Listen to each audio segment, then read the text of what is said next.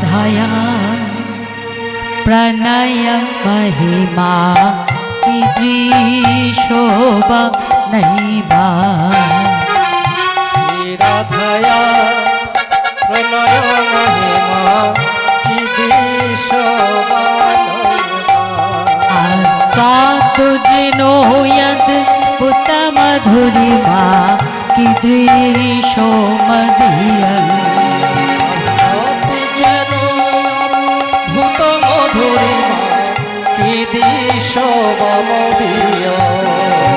शोकं चाशा मदनो भवतः कीदृशोपेति लोभा चाशा मदनो भवतु कीदृशोपेति लोभा तद्भावाद्ध समजनि शचीगर्भ सिन्धु हरिन्दु तद्भावार्धो समजनि शचि गर्भ सिंधु हरिन्दु शचीगर्भ सिन्धु हरिन्दु शचीगर्भ सिन्धु हरिन्दु शचीगर्भ सिंधु हरिन्दु शचीगर्भ सिंधु हरिन्दु शचीगर्भ सिन्धु हरिन्दु शचीगर्भ सिंधु हरिन्दु शचीगर्भ सिन्धु हरिन्दु। श्री राधाया प्रणय महिमा कीदृशो वा नैवा आस्वाद्य जेनो अद्भुत मधुरिमा कीदृशो मदीय चक्षु शौखं चस्य मदनुभवतः कीदृशो बेति लोभात् तद्भवाट्ट समजनि शचीगर्भ सिन्धु हरिन्दु। कलिजुग पावन अवतार आमार गोरा अवतार बहि राधा अंतर कृष्ण राधा कृष्ण मिले आमार गौरांग राधा कृष्ण एक आत्मा दुई देहधरी अनन्य বিলাসে रस आस्वादन करी এই দুই এবে আমার চৈতন্য গোসাই রাধার ভাব কান্তি आस्वादिते दुहे मिले हইলা एको ठाई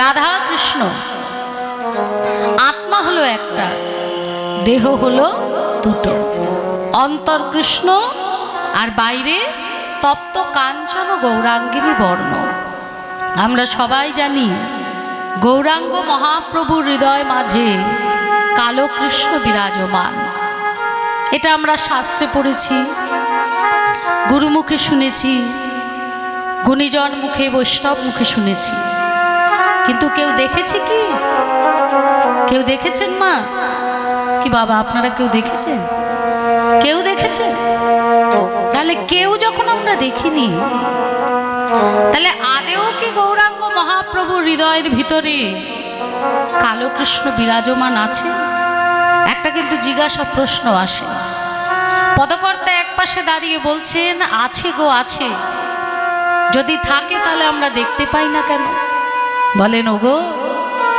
গৌরাঙ্গ মহাপ্রভু হৃদয় মাঝে যে কালো কৃষ্ণ বিরাজমান তাকে যদি দর্শন করতে হয় তাহলে যে নয়ন দিয়ে তুমি এই জাগতিক জগৎটাকে দেখছো সেই নয়ন দিয়ে দর্শন করতে পারবে না তার জন্য আলাদা একটা নয়ন দরকার যে নয়নটার নাম হলো গুরু প্রদত্ত নয়ন যেমন কুরুক্ষেত্রের যুদ্ধে অর্জুনের রথের সারথি ভগবান শ্রীকৃষ্ণ অর্জুন বলছে হে পার্থ আমি কাদের সঙ্গে যুদ্ধ করছি তুমি আমাকে একটু দেখাও ভগবান শ্রীকৃষ্ণ রথটা নিয়ে পুরো কুরুক্ষেত্রের মাঠটা যখন ঘুরে এসে দাঁড়ালেন তখন ভীতু যোদ্ধা অর্জুন তার গান্ডীব অর্থাৎ ধনুকটিকে ত্যাগ করলেন কেন ত্যাগ করলেন এই কারণে যে তিনি যুদ্ধ করবেন না নিজের আত্মীয় স্বজন পরিজন বন্ধু বান্ধব তাদের রক্তে রাঙানো ওই সিংহাসন ও আমি চাই না পার্থ। এর থেকে আমার মৃত্যু শ্রেয়, যুদ্ধ আমি করব না। তখন ভগবান শ্রীকৃষ্ণ 18টি ডোজ দিয়েছিলেন বাবা। হোমিওপ্যাথিক ওষুধে ডাক্তারবাবুরা ডোজ বলে দেন না, 1 ডোজ 2 ডোজ, তেমনি ভগবান শ্রীকৃষ্ণ আমার ডোজ দিলেন 18টি ডোজ। যে 18টি ডোজ আমরা পেলাম ভগবান শ্রীকৃষ্ণের মুখনিসৃত বাণী শ্রীমদ্ ভাগবত গীতা রূপে। তা 18টি ডোজ দেওয়ার পরে অর্জুনকে বলছে, এখনো কি তুমি যুদ্ধ করবে না? বলছে যুদ্ধ করব, তবে যে রূপটা দিয়ে তুমি এই অনন্ত কোটি বিশ্ব ব্রহ্মাণ্ডের কোটি কোটি ভক্তকে কৃপা করছো, করুণা করছো, দয়া করছো, হে পার্থ, তোমার ওই রূপটা যদি তুমি আমাকে একবার দেখাও তাহলেই আমি যুদ্ধ করব। ভগবান হেসে বললেন, অর্জুন, আমি যদি সেই রূপটা তোমাকে দেখাইও তথাপি তুমি দেখতে পাবে না। কেন জানো? কারণ যে নয়ন দুটো দিয়ে তুমি কুরুক্ষেত্রের মাঠটাকে দেখছো, সেই নয়ন দিয়ে আর যাই দেখো না কেন আমার সেই রূপ দেখা যাবে না। তার জন্য আলাদা একটা নয়ন আছে, যে নয়নটার নাম হলো দিব্য নয়ন। এই দুটো ভুরুর মাঝখানে থাকে দিব্য নয়ন। ভগবান শ্রীকৃষ্ণ আমার সেই দিন অর্জুনকে সেই দিব্য নয়ন দান করেছিলেন, আর সেই দিব্য নয়নের দ্বারা অর্জুন কুরুক্ষেত্রের মাঠে দাঁড়িয়ে ভগবান শ্রীকৃষ্ণের বিশ্বরূপ দর্শন করেছিলেন। ওই কুরুক্ষেত্রের মাঠে আরো অনেক বীর যোদ্ধা উপস্থিত ছিলেন, পঞ্চপাণ্ডবের আরো 4 ভাই উপস্থিত ছিলেন। কেউ দর্শন করতে পারলেন না, কেবল দর্শন করলেন অর্জুন। কেন না? গুরু প্রদত্ত নয়ন তিনি পেয়েছিলেন। ঠিক সেরকম মা আমাদেরও যে গুরু প্রদত্ত নয়ন, কৃষ্ণ কৃপা জগৎময়, গুরু কৃপা কোনো কোনো ভাগ্যবান ভাগ্যবতীর হয়, সবার হয় না বাবা। তা যদি সেই ভাগ্যবান ভাগ্যবতী কেউ হয়ে থাকে, যিনি গুরু কৃপা লাভ করেছেন, গুরু প্রদত্ত নয়ন লাভ করেছেন, একমাত্র তিনিই দর্শন করতে পারবেন যে আমার গৌরাঙ্গ মহাপ্রভুর হৃদয় মাঝে কালো কৃষ্ণ বিরাজমান। আমরা এই জাগতিক জগতের নয়ন দিয়ে তা দর্শন করতে পারবো না। তাহলে অন্তর কৃষ্ণ আর বাইরে তপ্ত কাঞ্চন রাধারানী গৌরাঙ্গিনী বর্ণ, কিন্তু ভগবান বাইরে না এসে হৃদয়ের মাঝে গেলেন কেন? ভগবান হৃদয়ের ভিতরে কেন? ভগবান তো বাইরেও থাকতে পারতেন, ভিতরে গেলেন কেন?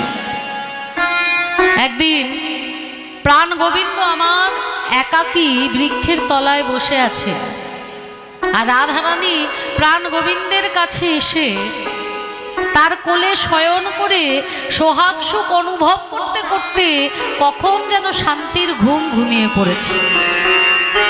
বাদিনীর ঘর থেকে তো বেরোতে পারে না, তা যখন বধূর কাছে এসছে, এর থেকে শান্তি তৃপ্তির জায়গা আর কিছু নেই, তাই ঘুমিয়ে পড়েছে। ভগবান আমার মনে মনে ভাবছেন, আগত কলিযুগে যে রূপটা নিয়ে আমি যাব নবদ্বীপের মাঝে, আমার উচিত আমার প্রেমময়ী রাধারানীকে সেই রূপটা একবার দর্শন করানো। তাই স্বপ্নে ভগবান আমার রাধারানীকে সেই রূপ দর্শন করালেন, যে রূপ নিয়ে তিনি কলিযুগে আসবেন। আর যখনই এক পরপুরুষের রূপ দর্শন করেছে, সঙ্গে সঙ্গে আমার রাধারানীর ঘুম ভেঙে গেছে। আর যখনই ঘুম ভেঙে গেছে বাবা, তাকিয়েছে, দেখছে সে তার প্রাণনাথ প্রাণবধূর কোলে শয়ন করছে। চমকে উঠলেন, বধূ, প্রাণনাথ, ওগো প্রাণনাথ, এ আমি কি করলাম? এ আমি কি দেখলাম? তোমার কোলে শয়ন করে আমি এক পরপুরুষকে স্বপ্নে দেখলাম। যদিও বা দেখলাম, আমার বলতে যা কিছু দেহ মহ প্রাণ লজ্জা ধর্ম কুলশীলমান গুরু গৌরব সর্বস্ব যে আমি তার চরণে সমর্পণ করে দিলাম। বধূ, ও বধূ, তবে যে আমি কলঙ্কিনী হলাম, তবে যে আমি কলঙ্কিনী হলাম বধূ। গোবিন্দ রাধারানীর উদ্বেগ বাড়াবার জন্য বলছে, সে কি রাধে, পরপুরুষকে দর্শন করলে সে বুঝি আমার থেকেও আরো সুন্দর ছিল, সে বুঝি আমার থেকেও আরো ভালো বাঁশি বাজাতে পারত, সে বুঝি আমার থেকেও আরো ভালো নৃত্য করতে পারত। রাধারানী বলছে, না বধূ না, একদম তোমার মতো। কিছু সাদৃশ্য অবশ্যই আছে। তোমার অঙ্গের বর্ণ হলো শ্যাম, তার অঙ্গের বর্ণ হলো গৌর। তোমার চাচর চিকুর কেশ, তার মস্তক মুন্ডন। তোমার হাতে বাঁশি, তার হাতে দণ্ড কোমণ্ডল। তোমার পরনে রাজবেশ, আর তার পরনে সন্ন্যাসীর বেশ। হে আমি কাকে দেখলাম বধূ, হে আমি কাকে দেখলাম? তোমাকে ভালোবেসে যদি পরপুরুষকে দর্শন করে আমার মন দিয়ে দিতে হয়, তবে এই জগতের মানুষকে আমি বলে দেব, গো যাকে ভালোবাসো না কেন, কখনো আমার বধূকে ভালোবেসো না। যদি আমার বধূকে ভালোবাসো, তবে তোমাকেও কলঙ্কিনীর নাম নিতে হবে। ভগবান আমার সব সহ্য করতে পারে বাবা, ভক্তের নয়নের জল ভগবান সহ্য করতে পারে না। আর রাধারানী তো তার প্রেমময়ী, তারই সঙ্গে বললেন, কেঁদো না রাধে, কেঁদো না রাধে, তুমি চুপ করো, আমার কথাটা তো শোনো। ও রাধে, তুমি কোনো পরপুরুষকে দর্শন করো নি রাধে, তুমি আমাকেই দর্শন করেছ। আগত কলিযুগে যে রূপ নিয়ে আমি যাব, সেই রূপ আমি তোমায় দর্শন করিয়েছি রাধে। রাধে, ও রাধে, তুমি এভাবে কেঁদো না রাধে, তুমি চুপ করো, চুপ করো। যেই বলেছে আমারই রূপ, রাধারানী বলে উঠলেন, এ কি বধূ, তোমার এমন বেশ কেন?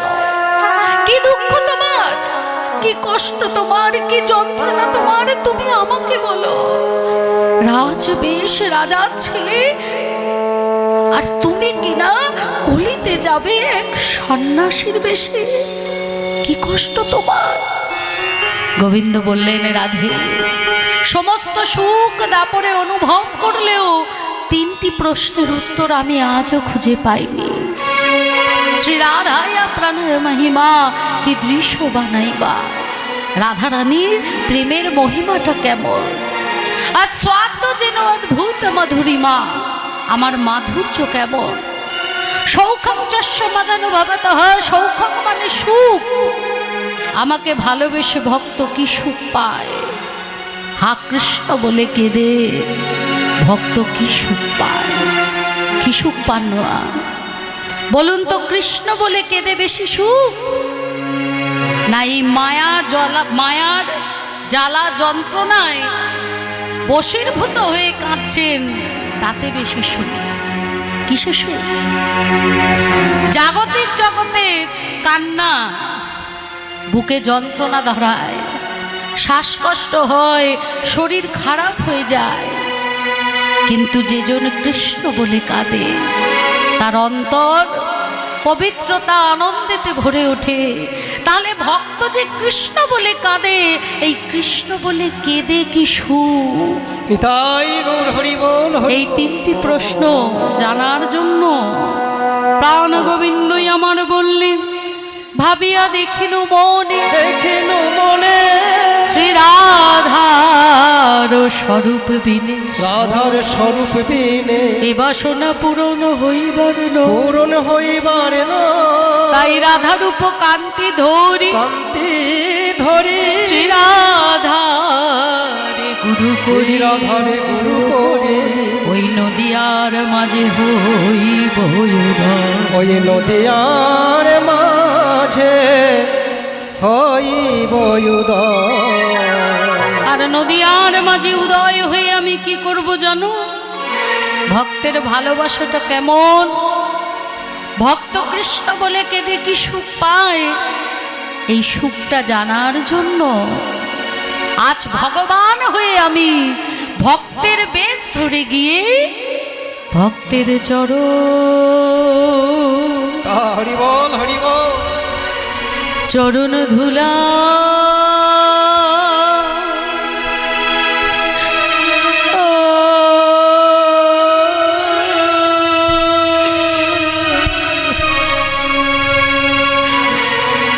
চরণ ধুলাই গড়াগড়ি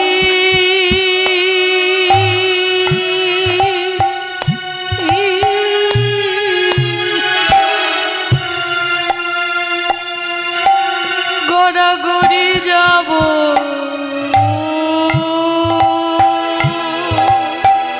তাই গৌর হরি বল।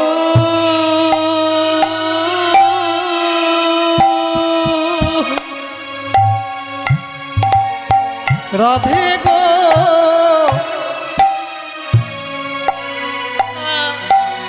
আমি নদিয়াতে গিয়ে ভক্তের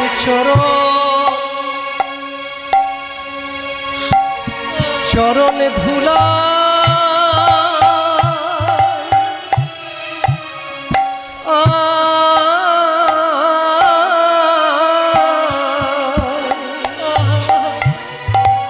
চরণে ধুলাই গড়াগড়ি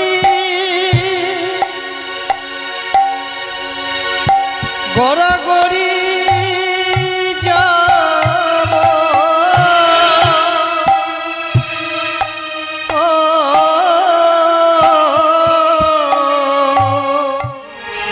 ভক্তের চরণ ধুলায় গড়াগড়ি দেব, ভক্তের চরণ বক্ষে ধারণ করব। রাধারানী মনে মনে ভাবছে, যে অঙ্গে মা যশোমতী চন্দন দিতে ভয় পায়, কোমল অঙ্গে ব্যথা লাগবে বলে, সেই কোমল অঙ্গ নিয়ে বধূ আমার রার দেশের ওই কাকর মাটিতে গড়াগড়ি দেবে। আহা, কত কাকর, কত বালি, কত কণ্টকাদি আমার বধূর অঙ্গ স্পর্শ করবে। আমার বধূর অঙ্গে কত ব্যথাই না লাগবে। রাধারানী বলছে, বধূ তুমি তো যাবে নদিয়ার মাঝে, আমাকে কোথায় রেখে যাবে? প্রাণ গোবিন্দ বললেন, কেন রাধে, তুমিও আমার সাথে যাবে? বেশ, আমাকে যদি তোমার সাথে যেতেই হয় তাহলে শোনো বধূ, আমি যেমন ভাবে বলবো তোমাকে তেমন ভাবে যেতে হবে। আমি উপরে থাকিব, উপরে থাকিব, তুমি আমার ভিতরে থাকিবে, আমার ভিতরে থাকিবে, দুই দেহ এক হয়ে ওই নদিয়ায় বিহারিবে। নিতাই গৌর হরি হরি হরি বল। তাই অন্তর কৃষ্ণ আর বাইরে গোরা, তপ্ত কাঞ্চন গৌরাঙ্গিনী বর্ণ। কখনো রাধা ভাব, কখনো কৃষ্ণ ভাব। রাধারানী আর শ্রীকৃষ্ণ তো আলাদা নয়। আমরা বলি সব থেকে বড় ভক্ত রাধারানী, কিন্তু ভক্তের মধ্যে রাধারানী পড়েন না। কৃষ্ণ শক্তি, রাধারানীও কিন্তু শক্তি। রাধারানীর শক্তির দিক হচ্ছে কৃষ্ণ, আর প্রেম রস ভাবের দিক হচ্ছে রাধা। তা কলিযুগে অবতীর্ণ হলেন আজকে নদিয়া নবদ্বীপের মাঝে। আপনা আপনি গোড়া ধরো এ চরণে, নিজেই নিজের চরণখানি ধরে হা কৃষ্ণ প্রাণ কৃষ্ণ বলে কাঁদছে। তা কোন চরণ ধরে কাঁদছে মা? আজ গৌর হরি আমার নিজেই নিজের বাম চরণ ধরে ক্ষমা করো ক্ষমা করো ক্ষমা করো বলে কাঁদছে। ক্ষমা করো বলে নিজেই নিজের চরণ ধরে ক্ষমা করো ক্ষমা করো ক্ষমা করো বলে কাঁদছে। তা হ্যাঁ মা, কেউ যদি নিজে নিজের চরণ ধরে ক্ষমা করো বলে কাঁদে, তাহলে তাকে কি বলবেন আপনারা? বলবেন না যে মাথাটাই খারাপ হয়ে গেছে? এখন আমি যদি নিজের চরণ ধরে বলি বাবা ক্ষমা করো কাঁদি, তা আপনারা বলবেন তো যে কীর্তনিয়ার মাথাটাই খারাপ হয়ে গেছে? আজকে যে গৌরাঙ্গ মহাপ্রভু নিজেই নিজের চরণ ধরে এইভাবে ক্ষমা করো বলে কাঁদছে, ভক্তগণ পার্ষদগণ গৌরাঙ্গ মহাপ্রভুর ভাব বুঝতে পারছে না। মনে মনে ভাবছে হায় হায় হলো কি, নিজেই নিজের চরণ ধরে এইভাবে কাঁদছে। তবে কি গৌর হরির মাথা খারাপ হয়ে গেছে? যেজন গৌর ভালোবাসতে পেরেছে, যেজন গৌর প্রেমে নিজেকে সঁপে দিতে পেরেছে, যারা গৌর বইয়ান জানে না তাদের সামনে আমার গৌর হরি কাঁদছে, তারা কেমন করে সহ্য করবে? সহ্য করতে পারছে না। কিন্তু যতক্ষণ না গৌরাঙ্গ মহাপ্রভু ভাষায় প্রকাশ করছেন তার কি হয়েছে, ততক্ষণ তো তারা বুঝতেও পারছে না, আর গৌর হরির ভাব দর্শন করে তাকে জিজ্ঞাসাও করতে পারছে না। সকলে ভাবছে হয়েছেটাকে নিজেদের মধ্যে বলা বলি করছে। যেজন গৌর প্রেমে পাগল মা, গৌর ছাড়া আন জানে না। এই জগতে তো কত প্রেমের উদয়, কত প্রেমেই না আমরা পাগল, তাই না? মাতৃপ্রেমে, পিতৃপ্রেমে, ভাতৃপ্রেমে, ভগ্নীপ্রেমে, প্রিয়তমর প্রেমে, সন্তানের প্রেমে। কিন্তু এই যে সম্পর্ক, এই সম্পর্কের মধ্যে চিরস্থায়ী কিছু নয়। এই জন্মে আমরা এদেরকে পেয়েছি, আগের জন্মে কিন্তু এরা আমাদের ছিল না, পরবর্তী জন্মতেও কিন্তু আমরা এদের পাবো না।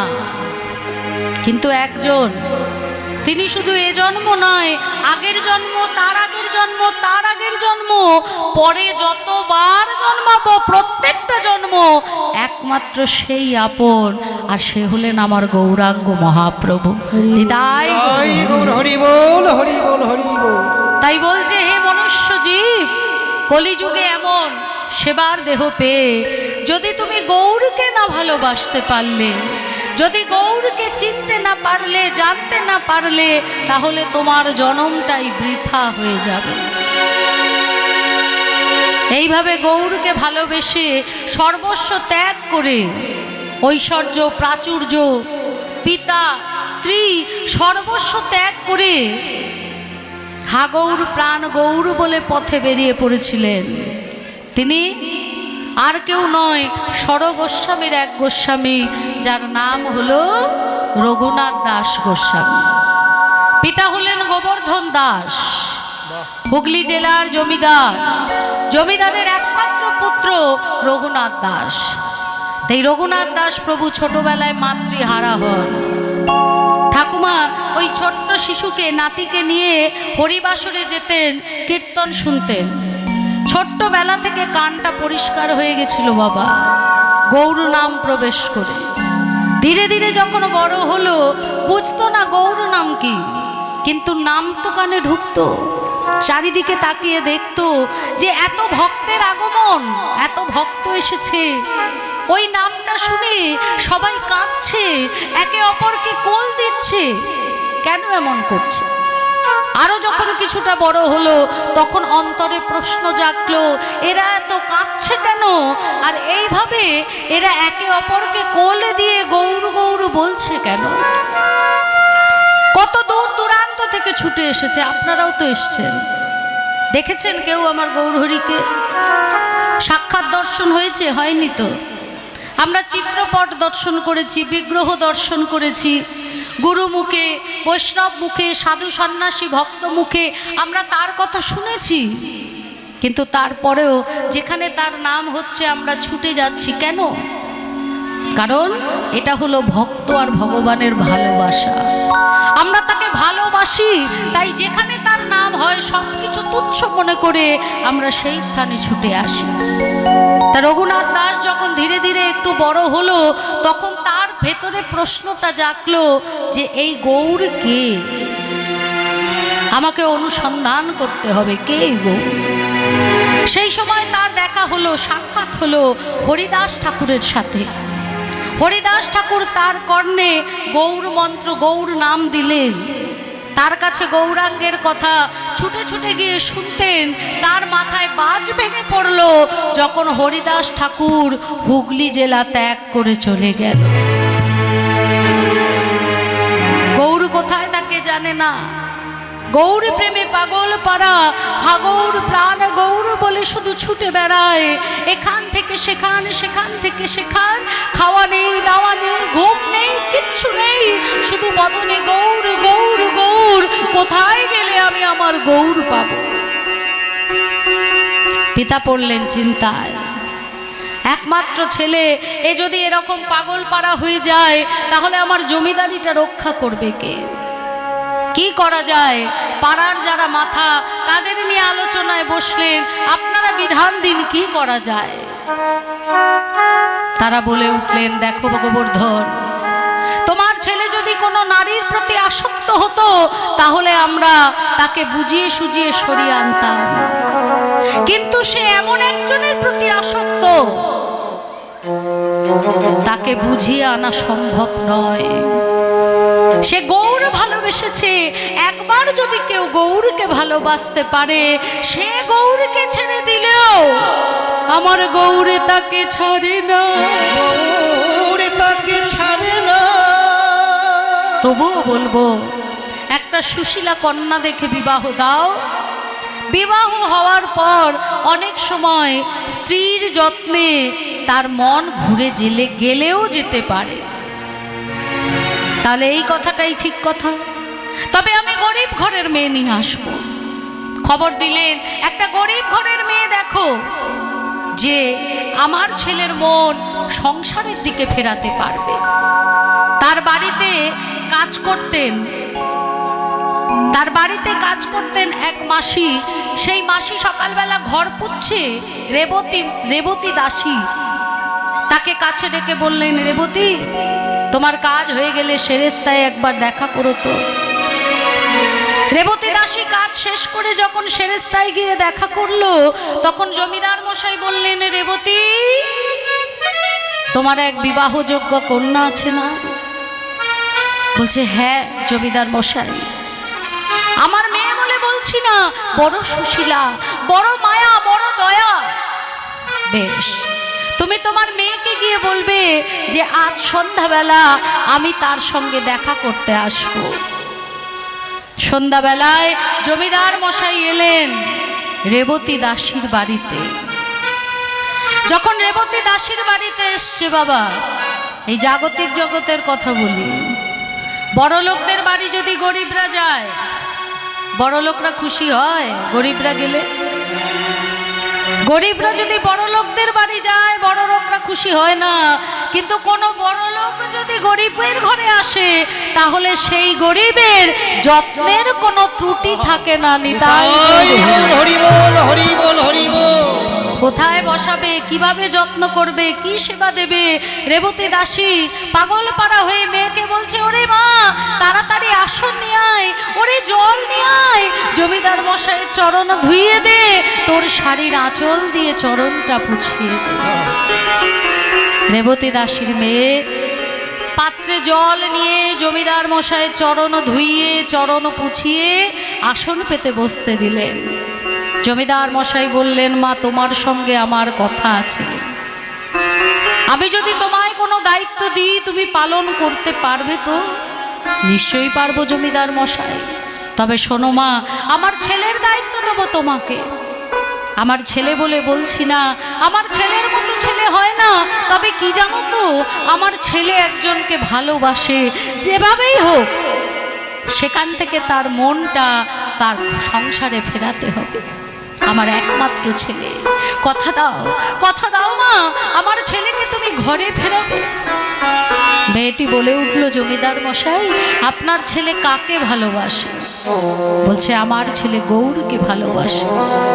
সঙ্গে সঙ্গে বলে উঠলেন, আমায় ক্ষমা করবেন, যে জন গৌর ভালোবেসেছে একবার, তাকে সংসারের মায়ার বন্ধনে বাঁধা শুধু অসম্ভবই নয়, দুঃসাধ্য। এ আমি পারবো না জমিদার মশাই। জমিদার মশাই বললেন, তোমায় যে পারতে হবে। মনে মনে ভাবছি যে জমিদার মশাইকে আমি বলেই দিই না, চেষ্টা করব, তাহলে মিথ্যাও বলা হলো না, সত্যিও বলা হলো না। এ তো সৌভাগ্য, এমন স্বামী পাওয়া। যে গৌর ভালোবাসে সে যদি গৌর পায় তাহলে প্রত্যক্ষভাবে না পরোক্ষভাবে হলেও তার সহধর্মিণী হিসাবে আমিও তো গৌর চরণ পাবো। নিতাই গৌর হরি বল হরি বল হরি বল। বললেন বেশ, আমি চেষ্টা করব। বিবাহের দিন স্থির হলো, বিবাহ হলো, এলো সেই ফুলসজ্জার রাত। ফুলের খাটের ওপর বসে আছে নববধূ, আর এদিকে রঘুনাথ দাস প্রবেশ করতেই সে বিছানা থেকে নেমে প্রণাম করলেন। রঘুনাথ দাস বলে উঠলেন, আচ্ছা বলো তো, খাটের ওপর যদি ফুল দিয়ে সাজানো হয় তাকে বলে ফুলসজ্জা, আর দেহের ওপর যদি ফুল দিয়ে সাজানো হয় তাহলে তাকে বলা হয় অন্তিম যাত্রা। হরি বল হরি বল। তুমি আমায় কি উপহার দিতে চাও, ফুলসজ্জা না অন্তিম যাত্রা? বুদ্ধিমতী রমণী বলে উঠল, স্বামী আমি ফুলসজ্জাও দিতে চাই না, অন্তিম যাত্রাও দিতে চাই না, ওই ফুল দিয়ে মালা করে আমি তোমার কণ্ঠে পরাতে চাই। হরি বল। যদি তাই হয় তবে শোনো, আমি একজনকে ভালোবাসি, আমাকে তার কাছে যেতে হবে, এই মায়ার বন্ধনে আমি জড়াতে পারবো না। তুমি আমার সহধর্মিণী, তাই তোমার অনুমতি ছাড়া আমি যেতেও পারবো না। বলো তুমি কি চাও, আমার মন চাও না আমার এই শরীরটা চাও? যদি মন চাও কোনোদিন পাবে না, আমি তা গৌরকে দিয়ে দিয়েছি। আর যদি আমার শরীর চাও, মন ছাড়া এই মৃত শরীরটা তোমার কাছে পড়ে থাকবে। বলো তুমি কি চাও? বলছে, স্বামী আমি তোমার শুধু চরণ সেবা করতে চাই। বেশ, তাহলে আজকে আমাদের জীবনের শুরু, আমি যা চাইবো তুমি আমাকে তাই দাও। নববধূ বলে উঠল, আমি গরিবের মেয়ে, আমি তোমায় কি দিতে পারি? কিছুই কি দেবার নেই তোমার? বলো না কুচিলা, কিছুই কি দেবার নেই? আজকের এই রাতে কিছুই কি তুমি দিতে পারো না? সঙ্গে সঙ্গে নববধূ কিছুক্ষণ চুপ থেকে মনে মনে ভাবছে, আমা বলতে যা কিছু শব্দ আমার স্বামীর, সবটুকুই আমি তার চরণে দিয়েছি, দেওয়ার তো কিছু বাকি নেই। এখানে কবিগুরুর একটা গান মনে পড়ে বাবা, খুব সুন্দর। এই জায়গাটায় এত সুন্দরভাবে এই গানটা মেলে। কবিগুরু তো অনেক উপহার দিয়ে গেছেন, একটু ছোট করে করছি, যদিও কীর্তনের আসর ছোট করে করব।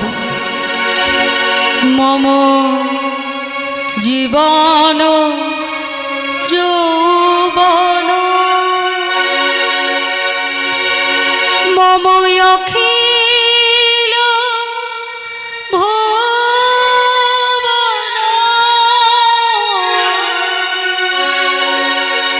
তুমি ভরিবে সৌরভে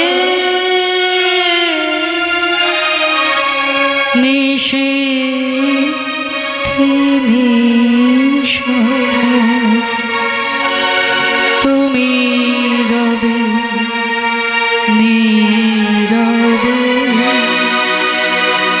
হৃদয়ে মম,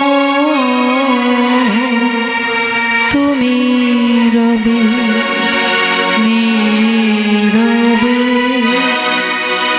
নিবিড় নিভৃত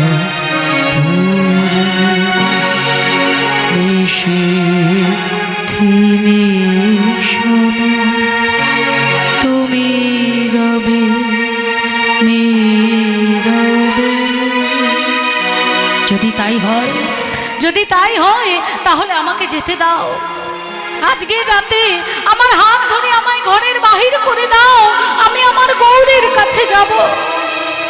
স্বামী আজকে আমাদের জীবনের শুরু, আজকে রাতটা থেকে যাও, কালকে আমি নিজে তোমায় ঘরের বাহির করে দেব। তা হয় না যে, আজ যদি আমি তোমার কাছে থেকে যাই তাহলে আমার এই উচ্ছিষ্ট দেহ নিয়ে আমি কখনো গৌর সেবা করতে পারবো না। তাই আমায় ছেড়ে দাও, আমায় যেতে দাও কুচিলা, তুমি আমায় যেতে দাও। হরি বল হরি বল। বেশ, স্বামীর হাত ধরে স্বামীকে ঘরের বাইরে করে দিলেন।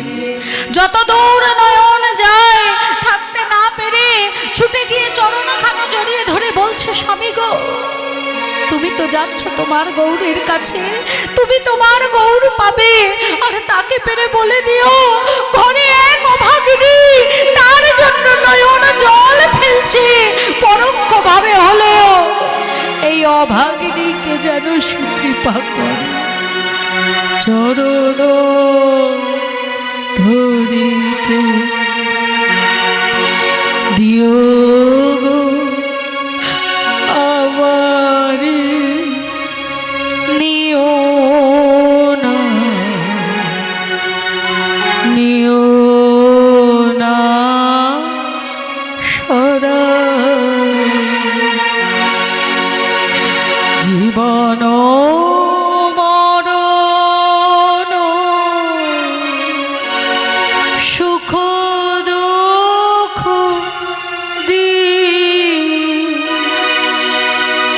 বক্ষে ধরিব জড়ায়ে, চরণ ধরিতে দিও গো আমারে, নিও না,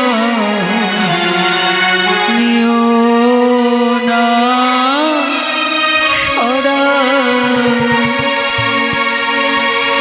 ছোট থেকে বড় হয়েছি, ছোটবেলায় পিতাকে হারিয়েছি, অভাব অনটন সহ্য করতে না পেরে মায়ের কাছে কেঁদেছি।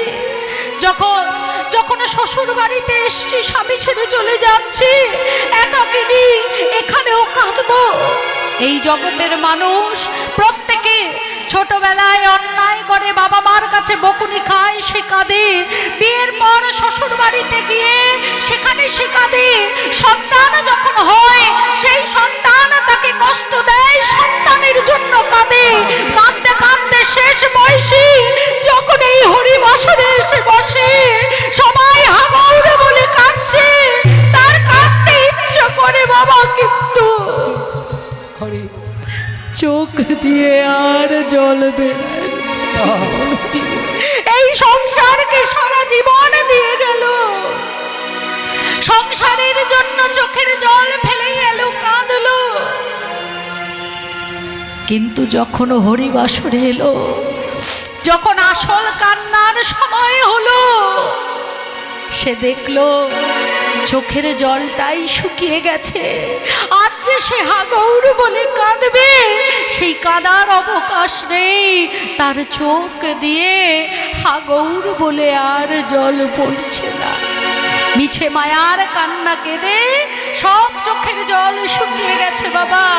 আসল যার জন্য কাঁদলে গতি হবে, যার জন্য কাঁদলে মুক্তি হবে, চরণ পাওয়া যাবে, তার জন্যই চোখের জল আর বেরোলো না। সেই রঘুনাথ দাস প্রভু, তিনি গৌর পেয়েছিলেন, প্রথমে পাননি। নিতাই চাঁদ আগে কৃপা করলেন, তারপর গৌর পেলেন, তাই না? তা নিতাই ছাড়া যেমন গৌর পাওয়া যায় না, রাধারানী ছাড়াও কিন্তু আমার ভগবানকে পাওয়া যায় না। তাই নিতাই চাঁদ কৃপা করার পর তারপরে তিনি গৌরকে পেয়েছিলেন। তাই যদি ভালোবাসতে হয়, যদি গৌর বলে কাঁদতে হয়, তাহলে ভক্ত সঙ্গ করতে হবে, বৈষ্ণব সঙ্গ করতে হবে।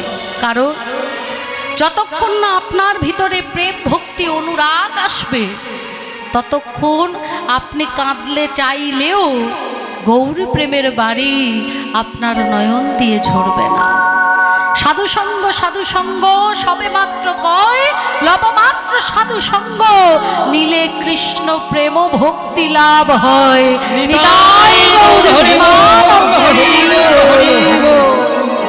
তাই ভক্ত সঙ্গ করতে হবে।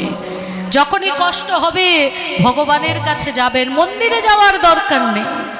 আপনার ঘরে যে ঠাকুরের আসন আছে তার কাছে বসবেন, তার কাছে চিৎকার করে কাঁদবেন।